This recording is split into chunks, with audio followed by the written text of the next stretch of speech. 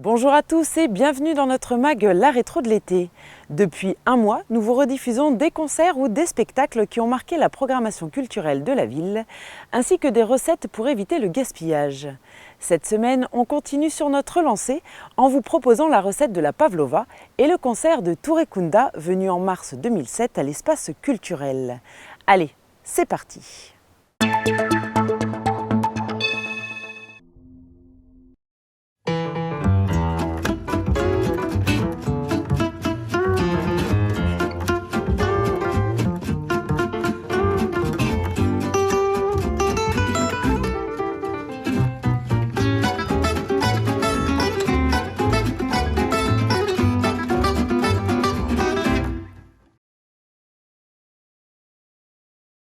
Bonjour, on se retrouve aujourd'hui, une nouvelle émission, une nouvelle recette.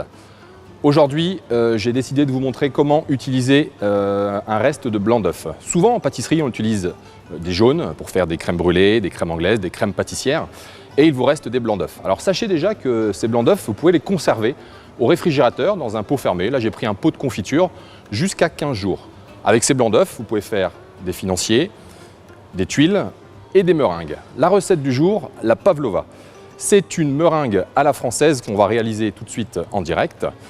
Ce dessert est une meringue qui est croquante à l'extérieur et fondante à l'intérieur. Pavlova étant une danseuse, c'est un chef inspiré par la grâce de cette danseuse qui a décidé de lui dédier son dessert. Donc on va commencer tout de suite par utiliser des blancs d'œufs. Alors pour cette recette, on est en pâtisserie, il est important de peser ces blancs d'œufs. On a 3 blancs d'œufs, ça fait 90 grammes que je verse dans mon batteur avec une pincée de sel. Pour réaliser une meringue à la française, on va incorporer progressivement 135 grammes de sucre en 3 fois. Donc une première fois dès le départ, environ un tiers. Et je commence à les battre vitesse moyenne pour permettre au sucre de se dissoudre très progressivement. Pour avoir une meringue bien blanche et bien brillante, petite astuce, je rajoute un filet de citron.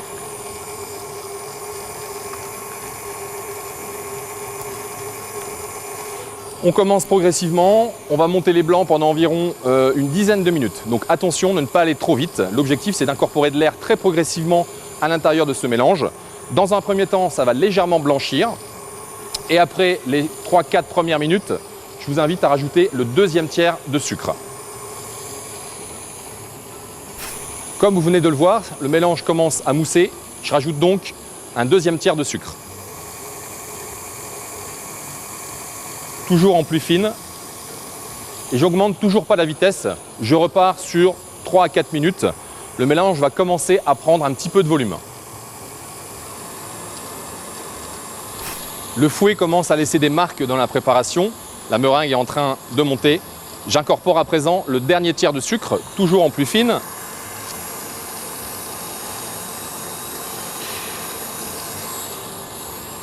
Et seulement à ce moment, j'accélère pour mettre à la vitesse maximum pour serrer mes blancs.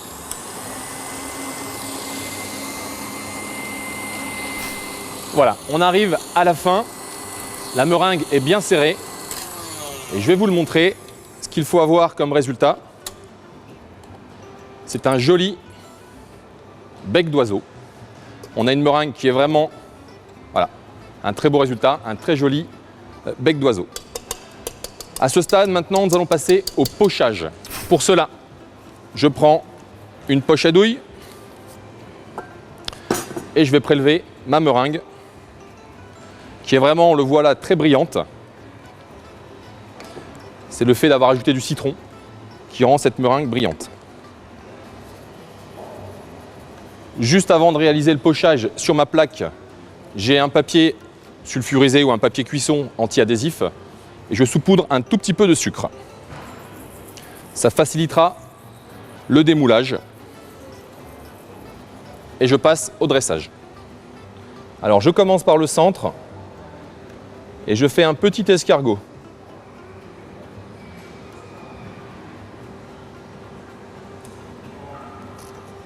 c'est le fond de ma pavlova. Pour pouvoir la garnir ensuite d'une crème montée qu'on va réaliser juste après, je vais repasser une deuxième fois sur le contour. Juste pour apporter un petit peu plus de hauteur à ce dessert. Et si vous êtes gourmand comme moi, je fais un troisième tour. Ça me permettra de pouvoir mettre un petit peu plus de crème à l'intérieur. On va en faire une deuxième.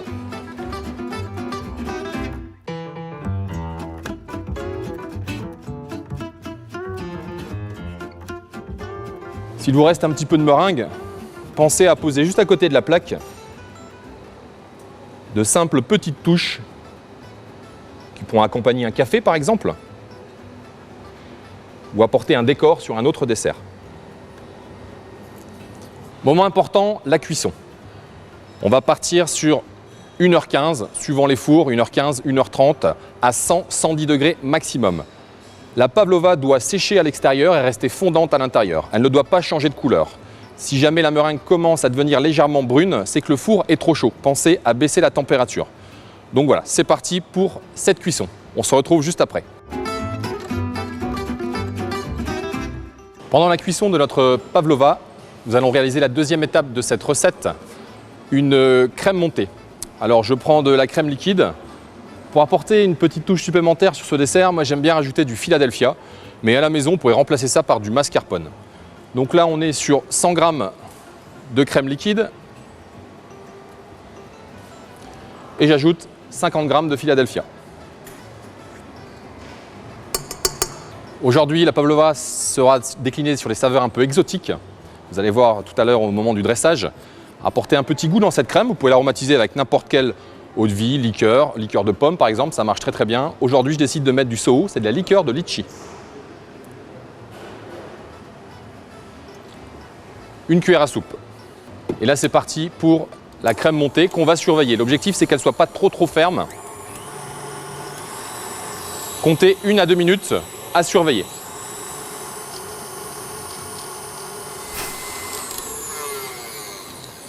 Le fouet commence à laisser des marques sur la crème, c'est signe que notre crème est montée. Il ne faut pas poursuivre au risque de faire du beurre. Pour réaliser le dressage final de mon dessert, je vais prendre cette crème et la mettre dans une poche à douille.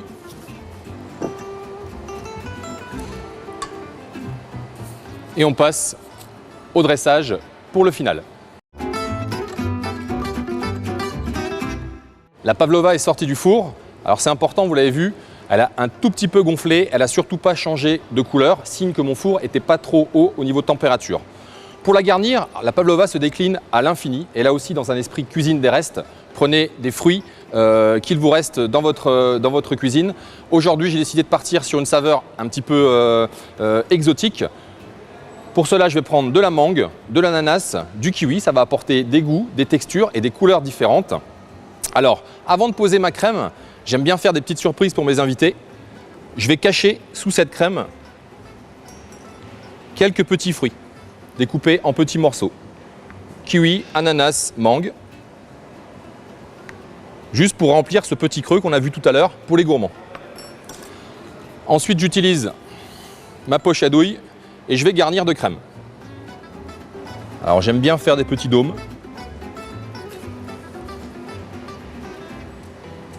Notre surprise est cachée et on termine par l'ajout de petits fruits sur cette pavlova.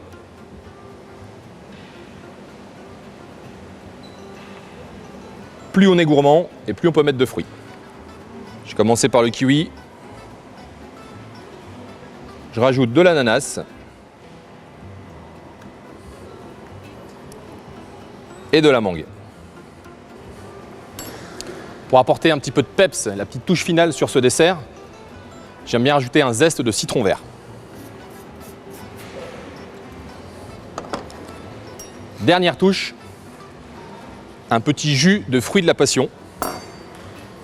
J'ouvre mon fruit de la passion et je viens verser ces petites graines qui vont apporter de l'acidité et un peu de croquant.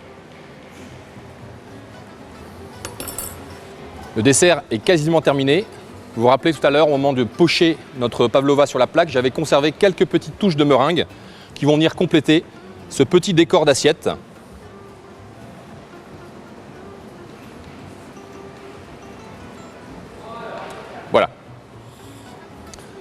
J'en ai fini avec cette recette, un dessert vraiment très contemporain qui va apporter à la fois du croquant et du fondant, qu'on peut décliner à l'infini avec tout ce que vous trouverez en termes de fruits à recycler. Je vous souhaite une bonne réalisation et une très bonne dégustation.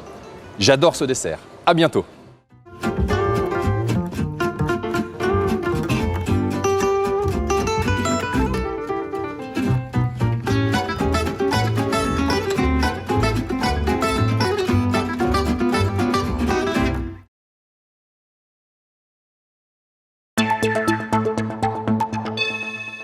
Bon concert surtout. C'est à vous que je vous le souhaite parce que laissez-vous aller et puis voilà, vous allez voir que le concert va être des étincelles qui feront prendre le feu de paille.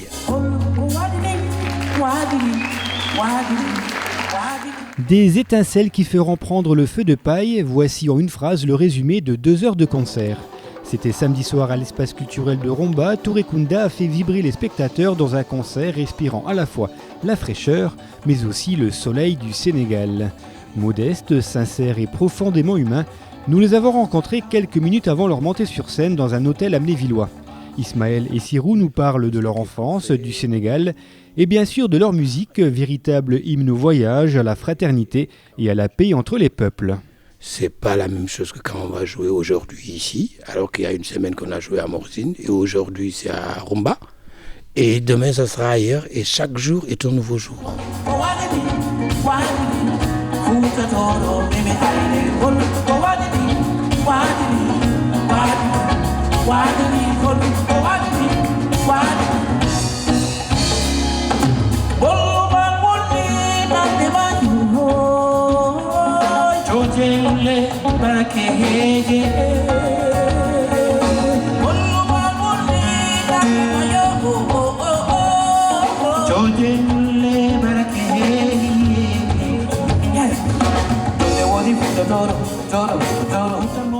Donc vous êtes né au Sénégal, jusque-là rien de particulier, sauf que j'ai lu que vous êtes des jumeaux et que vous étiez nés à 22 jours d'intervalle. C'est une légende, c'est la vérité ou c'est la magie, on va dire, africaine ?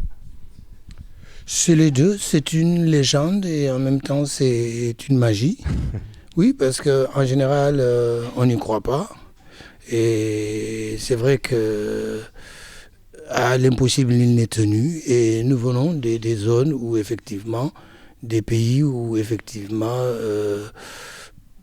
beaucoup de choses se passent et nous on sait qu'il y a 21 jours de différence entre nous. Et on sait que ce moment était un moment très important parce que le Sénégal entier en a parlé, mais il y a longtemps de cela. Et que bon, c'est peut-être ça qui fait cette magie que souvent nous produisons sur scène. D'accord. Donc vous êtes issu d'une famille où on était cordonnier de père en fils.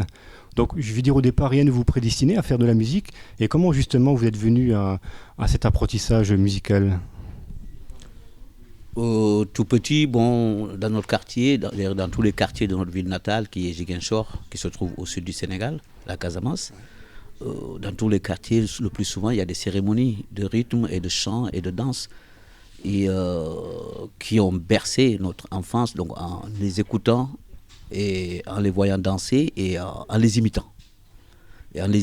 Et puis au fur et à mesure, on grandit. Et puis il y avait notre grand frère aîné, Amadou Touré, qui n'est plus là, pas parmi nous, paix à son âme, et qui était lancé dans un orchestre où il jouait, et, donc tout petit aussi, on le suivait, on écoutait ses mélodies, et à travers les antennes, les radios, et on écoutait des musiques françaises, européennes, américaines, et comme tout enfant, tu as un rêve de devenir quelque chose, et que quelque part notre rêve s'est réalisé, et puis voilà, on a pris la route. L'expression musicale de Touré Kunda, c'est se laisser aller sans compter, se laisser aller sans tomber sur l'autre, se laisser aller dans le rythme, mais dans son rythme à soi-même, parce que chacun a son propre rythme. Et c'est celui-là qu'il faut coller à celui qu'on vous propose. On y va pour Medina.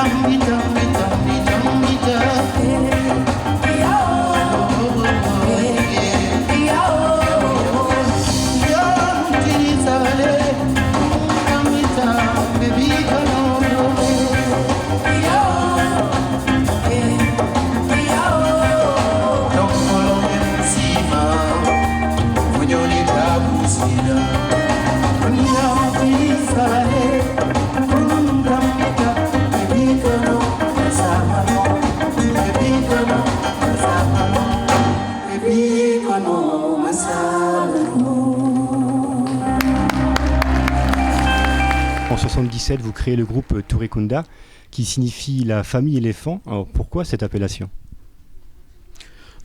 Touré, c'est notre nom. Et Kunda désigne la famille, la concession.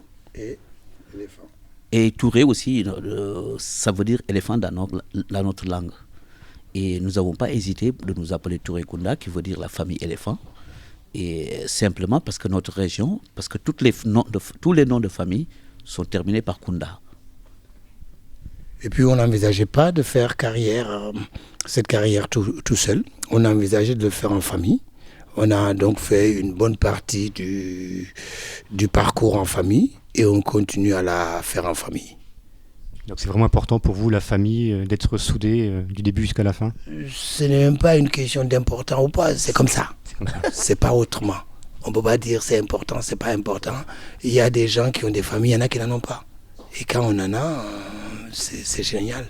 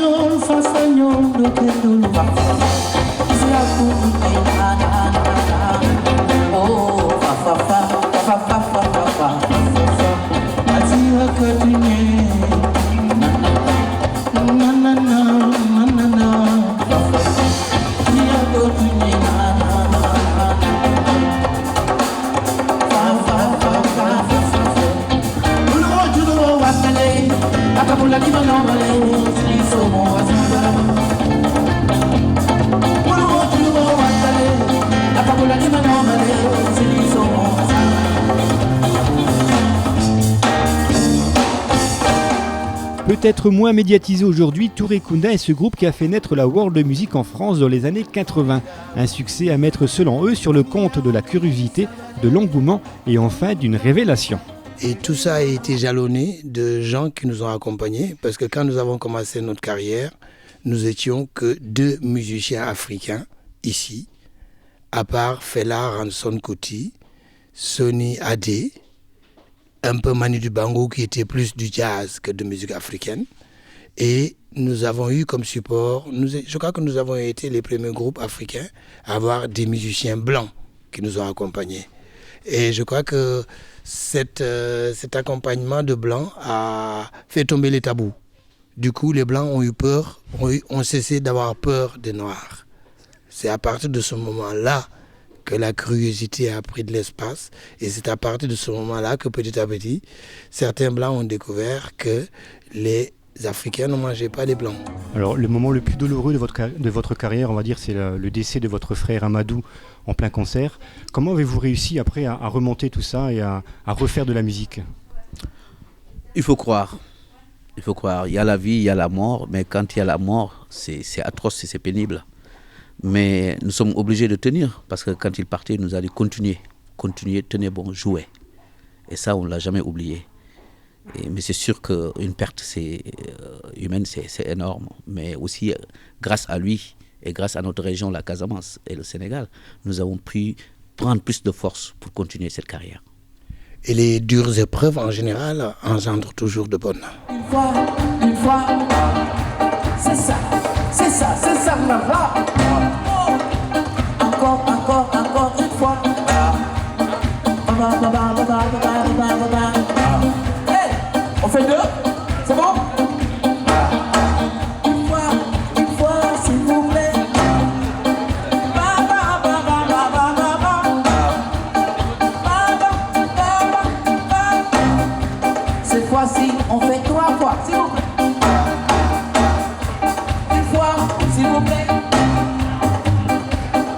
Encore j'ai dit une fois. Une fois, s'il vous plaît. 4 fois, c'est bon? On y va. Baba, une fois. C'est ça, une fois. Oh. Baba, baba, baba, baba, baba. Encore une fois, une fois. Baba, baba. 5 fois, c'est bon? On y va. Une fois. Hey, 6 fois, on y va? Une fois. Encore. 6. Et c'est bon. C'est bon. Merci, merci, merci beaucoup.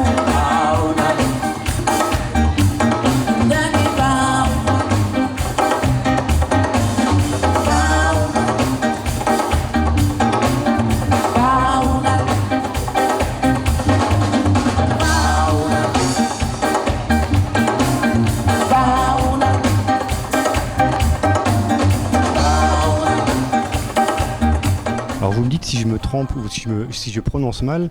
Alors vous chantez en soninké, en wolof, en mandingue, Oui. voilà, en dioula, Diola. en diola et en créole portugais. Alors est-ce que c'est un choix délibéré de ne pas chanter peut-être, enfin ou peu, en français ou en anglais? Non, c'est parce que tout simplement nous avons la chance et le bonheur de voir le jour dans un paysage très cosmopolite. Nous sommes nés en Casamance. La Casamance se situe au sud du Sénégal, enclavé entre un pays anglophone et un pays lusophone. Anglophone et un pays lusophone, la Gambie et la Guinée-Bissau, et avec des voisins qui sont polyglottes. Et quand un enfant s'en va jouer dans la cour de l'école ou tout simplement dans la rue, il parle naturellement la langue de l'autre. Et ça a été le premier enrichissement qu'on a exploité inconsciemment.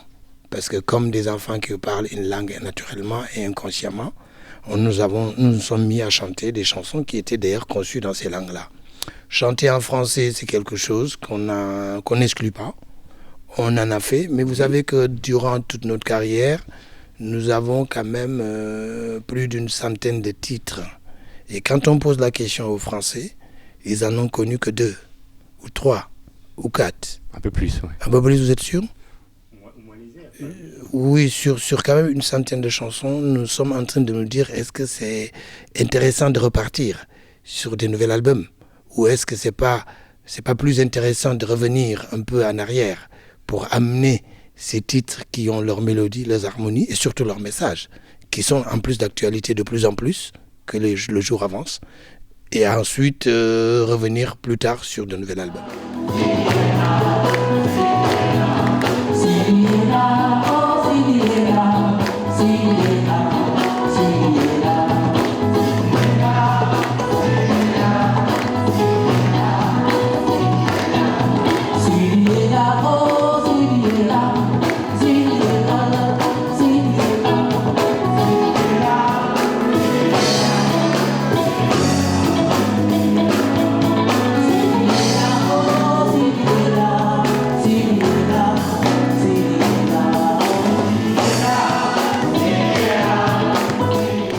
Tout à l'heure de messages. Alors justement, quels sont les messages que vous souhaitez faire passer dans vos chansons? Les premiers messages qu'on a toujours véhiculés en premier temps, c'était un peu l'écologie. En parler maintenant, ça ressemble à quelqu'un qui suit la mode. Mais nous avons toujours été préoccupés par cette histoire d'écologie qui a commencé à décimer depuis la nuit des temps nos forêts, qu'ils ont traduit d'abord par nous-mêmes. Parce que le gaz ne fait pas partie de notre culture. Qu'est-ce qu'on utilise dans nos cuisines? C'est le bois. Donc inconsciemment, nous nous sommes mis à couper le bois pour se faire la cuisine. Nous avons coupé le bois pour faire repasser nos habits. Et petit à petit, nous sommes rentrés dans les forêts. Et à partir de ce moment, pendant qu'on le faisait, on était en train de dire que ce n'était pas une bonne chose parce qu'on en était conscient. Ça, c'est un message important. Et il y en a d'autres qu'on a toujours véhiculés, le message de fraternité.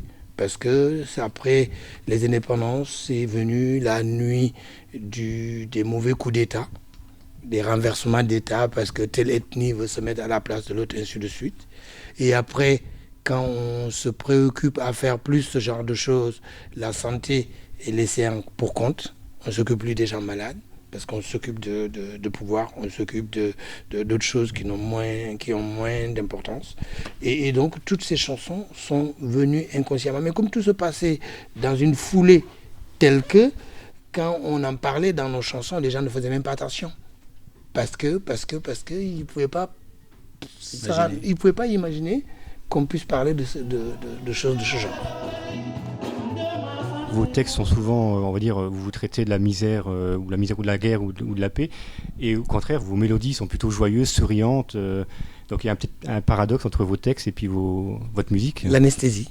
Oui. L'anesthésie fait qu'on ne sent pas la douleur et on ne fait pas attention au texte. C'est après coup, quand on écoute, après un bon truc après avoir bien absorbé et qu'on soit imbibé, je ne sais pas, de toutes sortes de choses, on revient à des souvenirs très lointains, surtout quand on est loin de son pays, comme la plupart des Africains, et on emprunte le voyage comme quelque chose de complémentaire à leur vie. Donc par nostalgie, les gens écoutent certaines chansons qui les ramènent à eux et font forcément attention au contenu et réagissent par rapport au contenu, et ça leur donne envie de rester, de retourner chez eux. Ça, je le dis un peu pour rassurer ceux qui pensent que les Africains sont là pour prendre la place des Européens, et je pense que c'est un faux problème, c'est pas une réalité. Oui, et puis aussi, la musique, il y a des moments, nous, en Afrique, comme ma mère, elle ne parle pas français, mais quand elle écoute quelque chose, une musique anglophone, mais elle sent quelque chose qui l'apprend.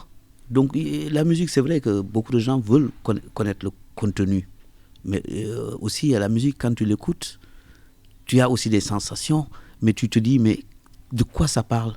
Et j'ai rencontré beaucoup de mes potes qui me demandent ça, mais qui vont à la FNAC, qui vont acheter le CD et qui viennent et qui voient la traduction et disent « Ah oui, ça veut dire ça ». Mais d'abord, la musique, c'est une réunion, c'est un appel, c'est une sensibilité. Parfait. C'est d'abord une sensation, effectivement, et après, comme tu dis, on se pose la question, on essaie de comprendre le texte. Et des fois, quand on découvre le texte, on est un peu dérouté parce que la première impression qu'on se fait sans avoir lu le texte, on est un peu déçu par rapport à l'impression qu'on en a de la réalité. Des fois, il vaut mieux peut-être pas avoir besoin d'avoir la traduction, et ce soir on va vous faire un résumé tout simplement de la plupart des chansons. Le plus souvent, voilà, et on va vous laisser le temps de ruminer comme tous les animaux que nous sommes.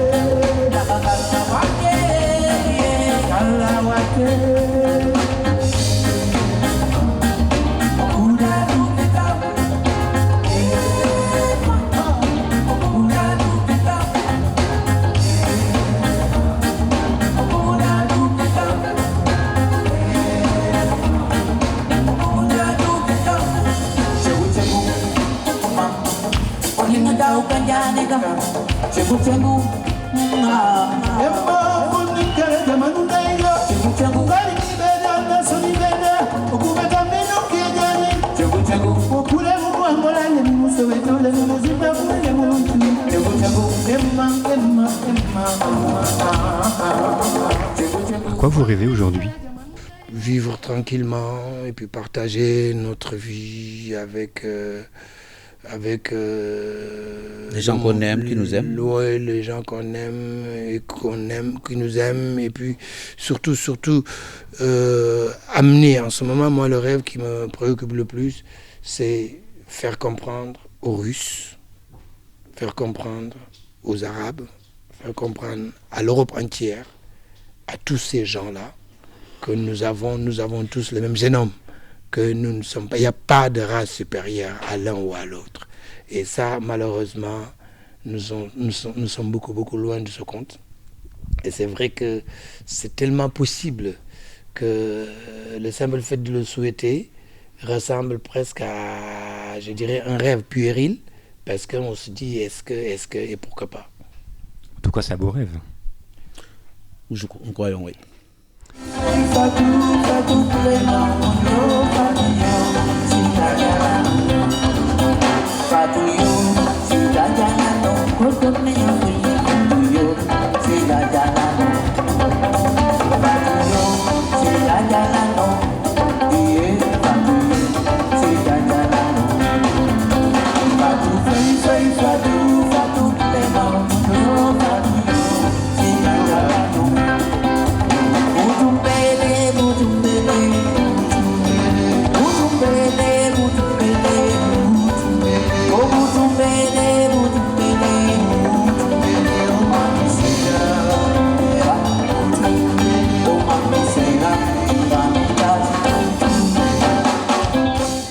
C'était Touré Kunda, l'espace culturel de Romba, pour un concert et une rencontre chaleureuse. À 60 ans, ces deux frères éléphants n'ont donc pas fini de faire vibrer leur public, un public qui n'est pas prêt d'oublier ce concert rombasien. Voilà, et merci à vous aussi d'être venus. Et surtout, revenez. Et nous, on est là. On est là d'une manière ou d'une autre.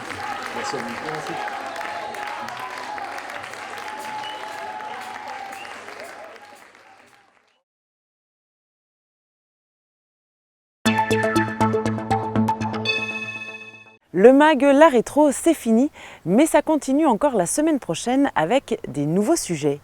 Rendez-vous donc dès lundi pour un nouveau numéro du MAG La Rétro de l'été. Salut à tous!